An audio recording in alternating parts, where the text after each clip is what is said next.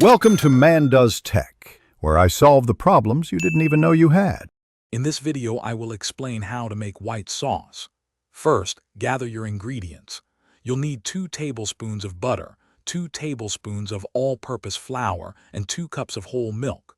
Also, have your salt and pepper handy for seasoning. This simple recipe creates a versatile sauce perfect for many dishes. Getting everything ready beforehand makes the cooking process much smoother and more enjoyable. Once your ingredients are ready, melt the butter in a saucepan over medium heat. As it melts, it will start to shimmer. Then, whisk in the flour to form a smooth paste, which is called a roux. Cook this mixture for about 1 minute, stirring constantly. This step is crucial as it cooks out the raw flour taste and forms the base for your creamy white sauce. Now it's time to add the milk.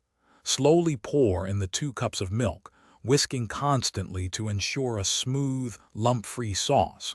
Continue to stir as the sauce comes to a gentle simmer. It will gradually thicken as it heats. Keep cooking until it reaches your preferred consistency, whether you like it slightly thinner or quite rich and thick.